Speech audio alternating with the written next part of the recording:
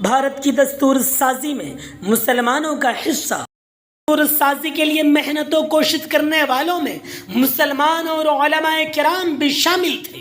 جس طرح ملک کو انگریزوں کی غلامی سے آزادی دلانے کے لیے مسلمانوں کا اور علماء کرام کا اہم کردار رہا ہے، اسی طرح اس ملک کو امن و محبت کا گہوارہ بنانے اور جمہوری اقدار پر تعمیر کرنے میں اہم کوششیں رہی ہیں۔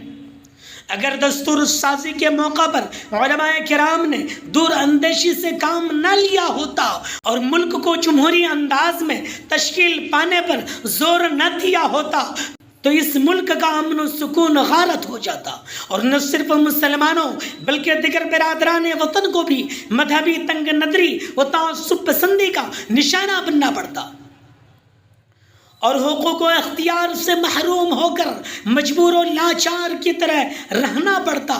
لیکن ان لوگوں کی قربانیوں اور ملت کے تئیں ان کی بے لوث فکر مندیوں کا نتیجہ ہے کہ آج ہمارا ملک ایک جمہوری ملک کہلاتا ہے، جہاں ہونے والے ظلم کے خلاف، ناانصافیوں کے خلاف سدا احتجاج بلند کرنے کا حق حاصل ہے۔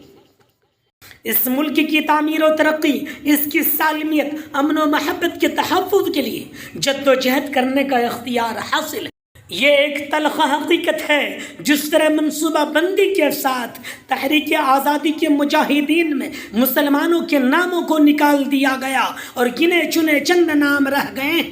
کتابوں، نصابوں اور تعلیم گاہوں سے لے کر جلسوں، اجتماعوں اور قومی تقریبوں تک مسلمانوں کے تذکروں کو حذف کر دیا گیا۔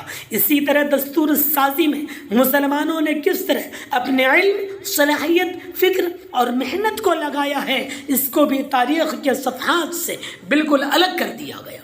بلکہ ہم مسلمانوں میں ایک بڑی تعداد ان لوگوں کی ہے جنہیں یہ بالکل بھی خبر نہیں کہ مسلمانوں نے بھی دستور سازی میں حصہ لیا اور اس کے لیے کوششیں کی۔